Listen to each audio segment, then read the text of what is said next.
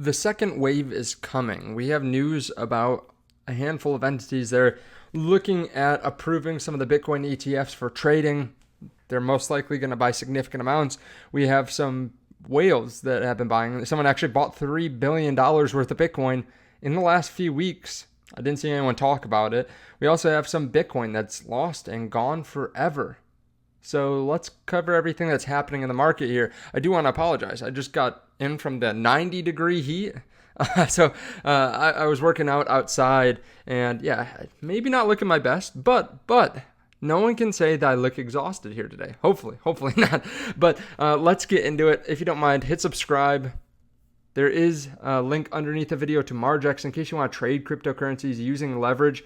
You can do that really easily and simply. You can get set up in just a few seconds over on MargeX. Same thing with CoinW. CoinW actually has a big 100 million jungle airdrop. So this is a meme token. So you can get up to 100 million tokens. Actually, sorry, you get part of the 100 million. I believe you can get up to 2 million of these jungle tokens. It's a small meme coin, so maybe it does really well and you didn't have to even buy it. All you had to do is start trading. So check out those links underneath the video.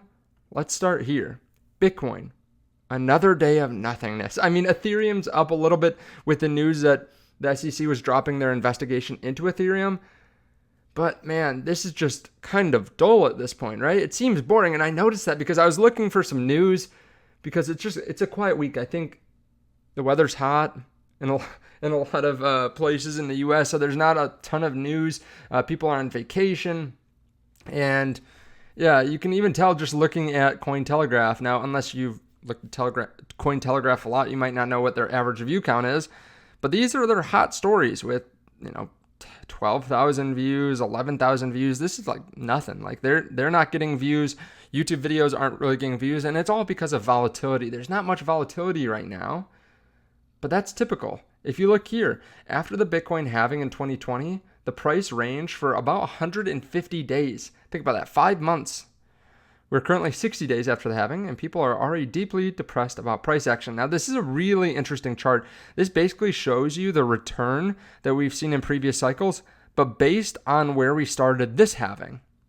So, if we continue on, right, with like looking at 2020, it's this lighter blue line here.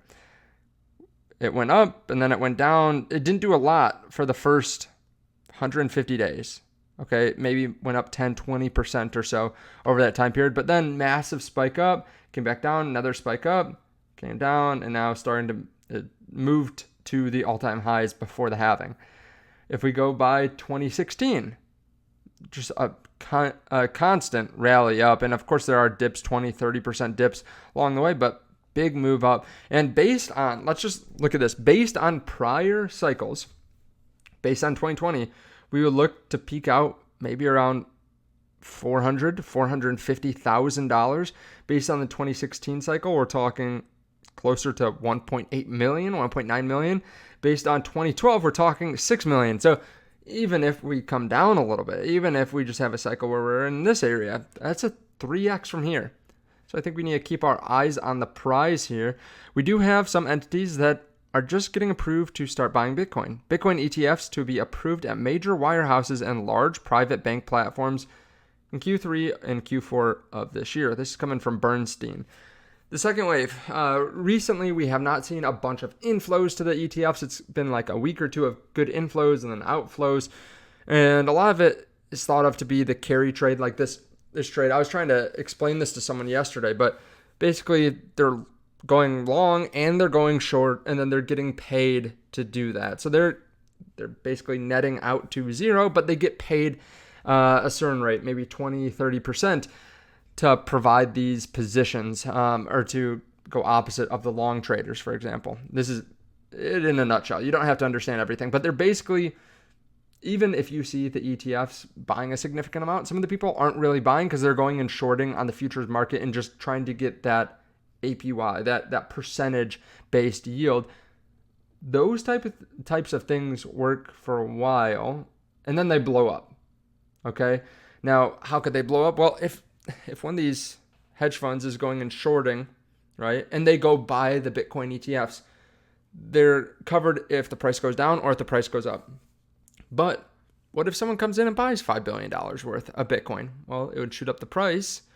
It would liquidate their short, which means that the price would even go up higher. And then they make some money on their Bitcoin ETF position.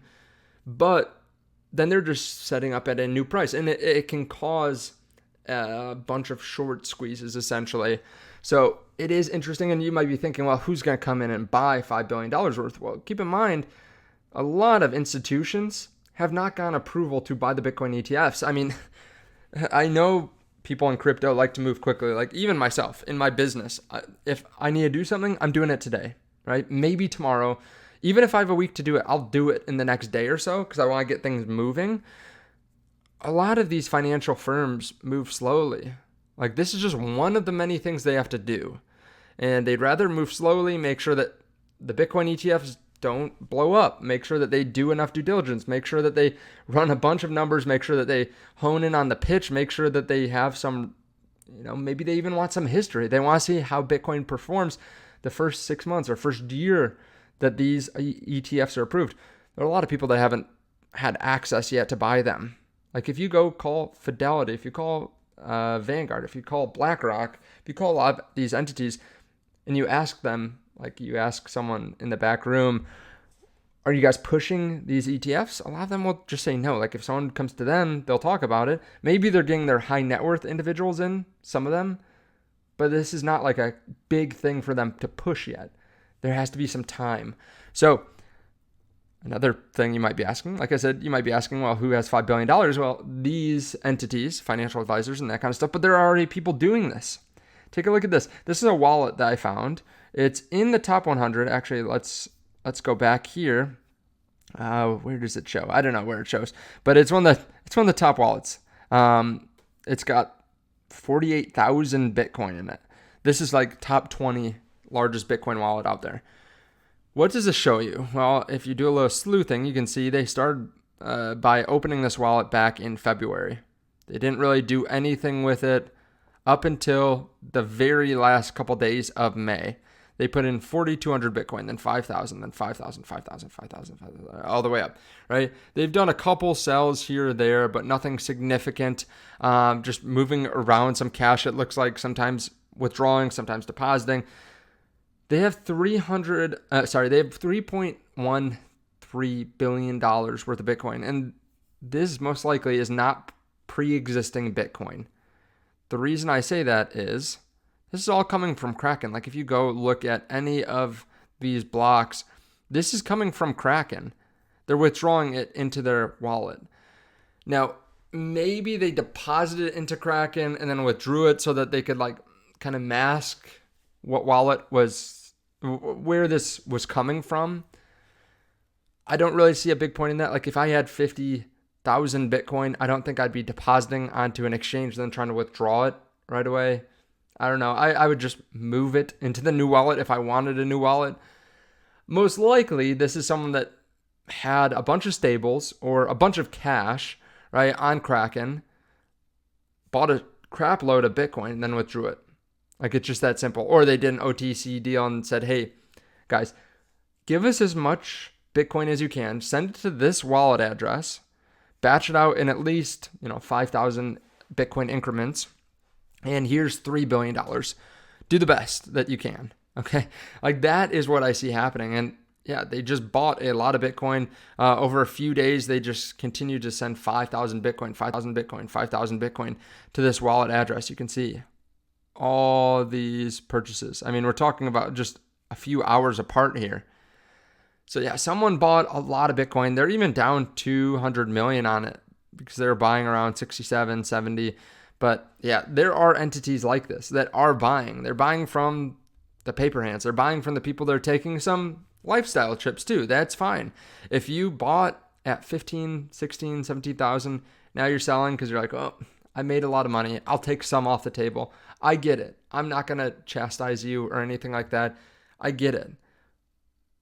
But if you bought at 74 and now you're freaking out because it's at 64 and we haven't moved that much in the last couple of months, I'd say this probably isn't right for you, right? There's going to be more volatility.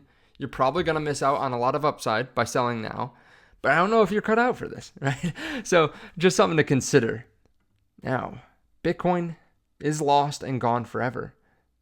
And what do I mean by that? Well, there's a lot of Bitcoin that is lost. I think it's important to remember this.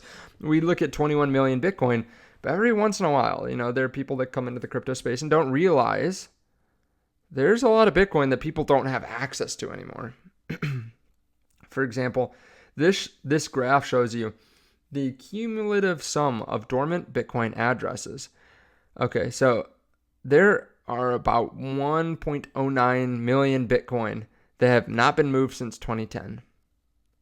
There's 1.85 million that has not moved since 2011. 2.34 that has not moved since 2012. 2.55. Now, what does this matter, right? Someone could have bought this 10 years ago, 14 years ago, whatever this is, and just held on to it, right? And they could have access to it still. That's true. But keep in mind how people were storing their Bitcoin 10, 15 years ago. Probably not super safe. It wasn't worth that much back then. And there wasn't as much technology in the form of cold storage wallets. So a lot of this is probably like on very unsecure computers on different devices. A lot of it probably is lost. Like if you had bought Bitcoin 10 years ago, right? You had it sent to your wallet address. It's on a 10-year-old computer. You might have the seed phrase, but don't you think you would put it on like a cold storage device that cannot get accessed easily, that is secure, right? You go buy a Treasure or you buy a Ledger or something like that, something that's a little bit more secure, right? That you have, something's in my eye. Something that you have just more control over, is safer, is more well thought of, instead of keeping on something 10 years old, right? Like, what if it breaks? Then you have to go get that wallet anyways, and then back up your seed phrase. A lot of people might just do that now. So a lot of this Bitcoin is lost, and we have stories like that where people lose, they had 10,000 Bitcoin on some computer, and then they accidentally threw out the computer. Their wife threw it out because it was just in the back of the closet and it hadn't been running for a few years. So they lose millions, tens of millions, hundreds of millions of dollars of Bitcoin. There are some people that will never admit this either. There's some people that have died that have not really shown people how to get access to it. So yeah, I'm guessing there are 4, 5, 6 million Bitcoin that will never be accessed again. And this is happening even right now. Like, there is Bitcoin that has been lost in the last year. There's Bitcoin that's been lost in the last month, week, day. I was working with a company a couple weeks ago, and I have no idea what I was doing. It was not Bitcoin related, but I gave them a USDT address. And it was I believe I sent them the contract address for some reason. I don't know how I did it, right? But stuff like that happens all the time. So there are people that are losing Bitcoin. So it's important to remember, while there's 21 million Bitcoin that are going to be created, people aren't going to be able to buy 21 million. A lot of it's gone. So you're fighting over 15, 16, 17 million. So when that supply shock comes in, it will catch some people off guard thinking, hey, there's 21 million Bitcoin. There's surely enough for me to buy. But eventually, when all these entities continue to buy Bitcoin, the hedge funds, the endowments, the pensions, the companies, MicroStrategy most likely buying this week, these companies and these entities are buying a lot of Bitcoin. So there's not going to be a lot left for people like you and me. So hopefully you did get your hands on some, because after this cycle, it's going to be extremely hard, most likely, to get a significant amount of Bitcoin. Every single cycle, it goes up almost an order of magnitude in difficulty to accumulate some amount of Bitcoin, right? So just do your best. Stay focused. Stay vigilant. I appreciate you guys having to look at the whole video. Hopefully you're just listening to the audio. But if you made it this far, let me know with maybe a little fire emoji. Let me know by telling me your emotions in the market. Like, are you bored? Or is this exciting for you? Like, exciting because we're still going to move up and you just get to buy at cheaper prices. Let me know down below in the comments section. I do read a lot of the comments, and sorry, there are a lot of bots. So be careful down there. Thank you so much. I appreciate it. I will see you in the next video. Bye.